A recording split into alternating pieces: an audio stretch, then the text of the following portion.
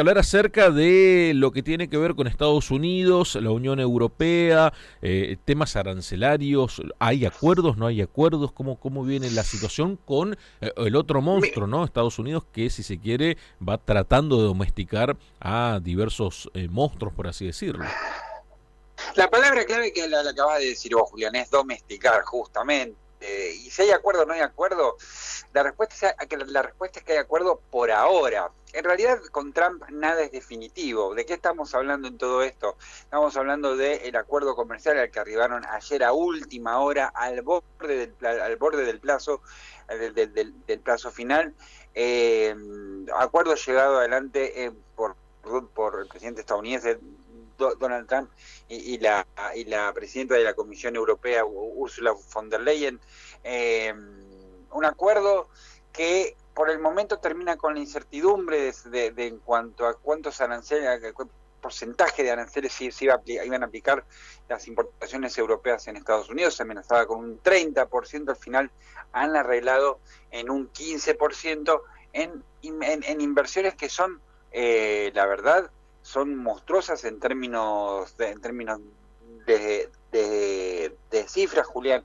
Estamos hablando básicamente de cerca de 600.000 millones de... Esto acordó la Unión Europea, ¿no? Uh-huh. 600.000 millones de dólares en términos de inversiones en Estados Unidos por parte de la Unión Europea y 750.000 millones en compra de energía, lo cual básicamente lo que hace es aumenta en este punto la dependencia energética europea hacia Estados Unidos, un fenómeno que, como hemos visto repetidamente, se asentó luego de la guerra entre Rusia y Ucrania y el corte del chorro de petróleo y gas ruso de cara a Europa. También se mantendrán aranceles generales del 15% a la espera todo esto de los diálogos técnicos que tendrán lugar en estos próximos días.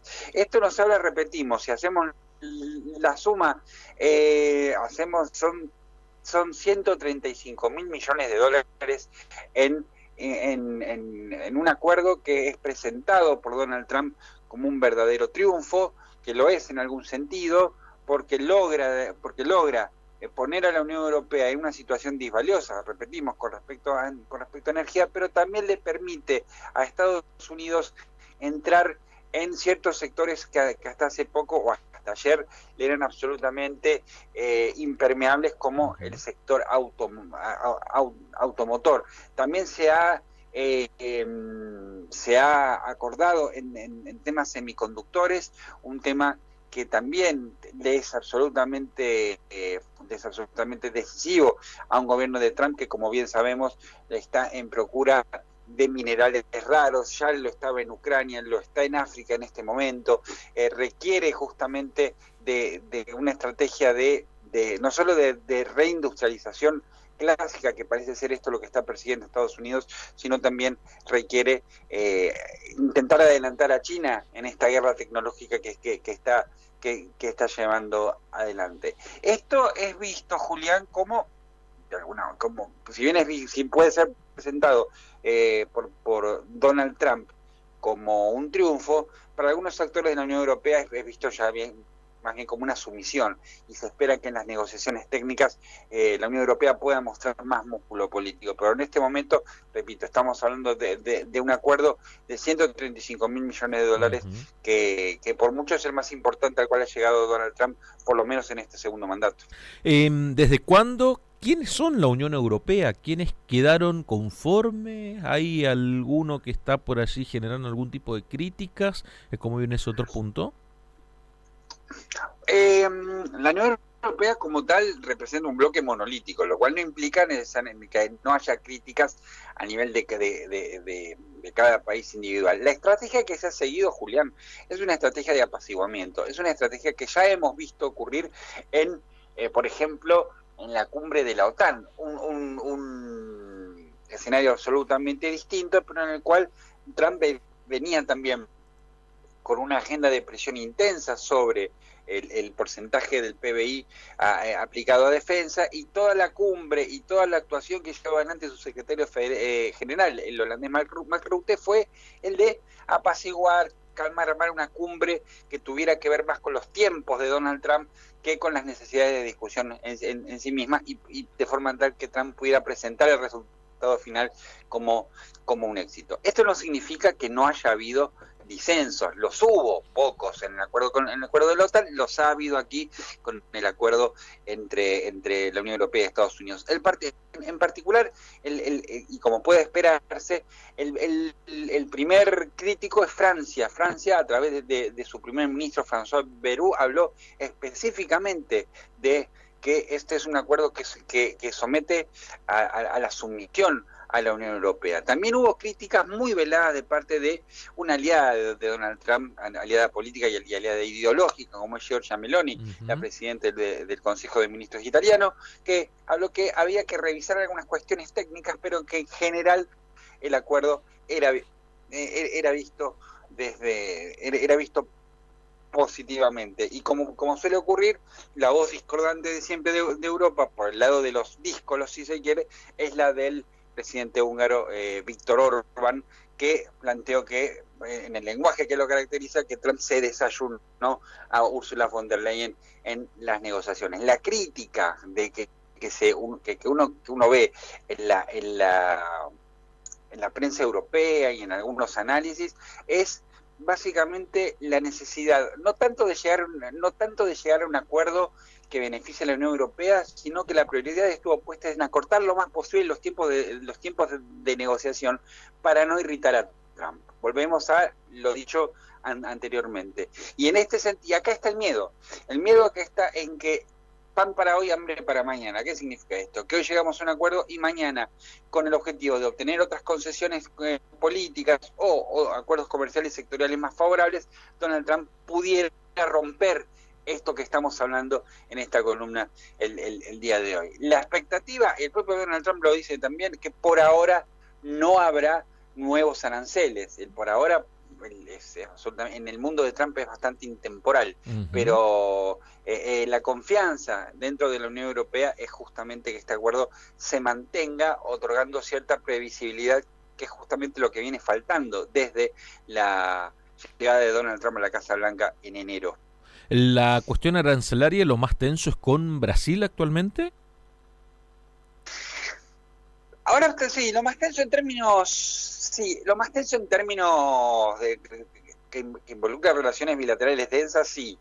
Probablemente involucra elementos políticos mucho más sensibles, será lo de Brasil, y sobre todo porque el reloj está corriendo hasta el 1 de agosto, cuando Donald Trump anunció que aplicaría las importaciones a los aranceles brasileños por un 50%, y Brasil dijo que iba a reciprocar con el 50% correspondiente, merced a la ley de reciprocidad económica. Claro. Ambos actores, Estados Unidos y Brasil, se han dado un tiempo para negociar. Estas 2 semanas o semana y media que ha transcurrido entre el anuncio y la aplicación de los aranceles han sido para bajar un poco los humos y ese hay espacio para la negociación. Ha corrido el agua bajo el puente, y esto ha tenido consecuencias favorables para un Lula da Silva que venía desdibujado en política interna. Le ha permitido subir mucho en imagen positiva, le ha otorgado a Lula da Silva una narrativa de campaña que muy probablemente no tenía, que probablemente además hubiera estado solamente monopolizada por la cuestión democracia-autoritarismo, merced al expediente de Jair Bolsonaro, que probablemente sea condenado a prisión por el intento del golpe de Estado. Probablemente la campaña hubiera girado en estas coordenadas, y ahora esta medida de Donald Trump le permite hablar de soberanía nacional, le permite hablar de injerencia de potencias en los asuntos brasileños, y le permite hablar de una ruptura o una intromisión o una disrupción fortísima en relaciones muy densas que llevan más de 200 años entre Estados Unidos y Brasil. En un país donde Brasil es es básicamente deficitario de Estados Unidos. Ujú. O sea, y esto un poco rompe el argumento habitual de Donald Trump que de equilibrar el comercio o evitar que Estados Unidos sea expoliado, que es un argumento que ha repetido sobre todo en las negociaciones con la Unión Europea.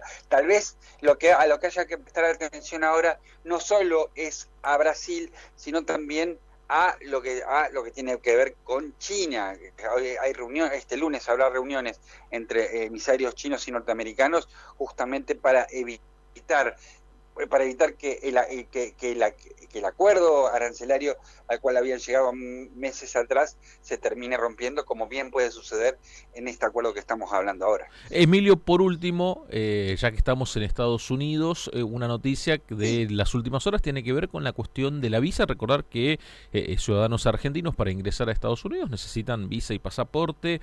¿Qué novedades hay en estas últimas horas con respecto a esta noticia que se empezó a divulgar principalmente desde el día de ayer y algún avance argentino-norteamericano con respecto a la no visa a quienes quieran ingresar? ¿Tenés novedades? No tengo en este momento, novedades. Se sabe que Argentina el día de ayer ha iniciado el proceso para sumarse al programa de extensión de visas para entrar a Estados Unidos. Un programa o una iniciativa que les permitiría a los argentinos viajar sin visa por hasta 90 días. Habrá que ver cuánto dura. Esto también Ujú. tiene que ver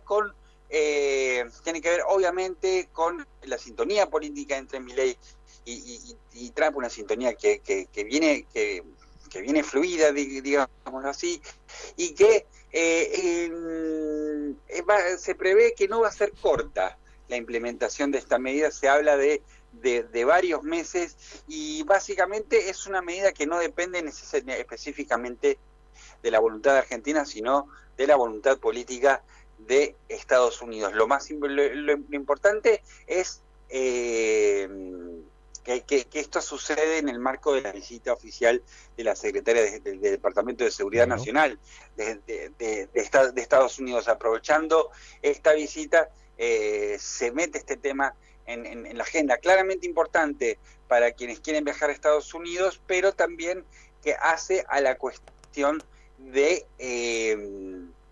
hace la cuestión de un tema sensible en la relación bilateral. Recordemos también que el gobierno chino presionó en el mismo sentido Ujú. y obtuvo de Argentina la extensión de visa. Pues no me parece casual en este sentido que ambas agendas coincidan en el tiempo. Habrá que esperar, no va a ser corto, pero sí, se inició el día de ayer este trámite y se anunciará el día de hoy el inicio de este trámite en el marco de la visita de Kirsti Noem, la directora del Departamento de Seguridad Nacional norteamericano. Emilio, muchísimas gracias, muy claro como siempre. Muchísimas gracias a usted por el llamado, un saludo muy grande allí a la gente del estudio y por supuesto a la audiencia de AM 1330 que nos acompaña ya hace muchísimo tiempo. Un abrazo Muchis- grande para todos. que se termine de recuperar y será hasta la próxima. Estamos bien, estamos en camino, muchas gracias. Muy bien, muy bien, muy bien. Pasaba el señor Emilio Ordóñez, analista internacional, especialista en temas internacionales.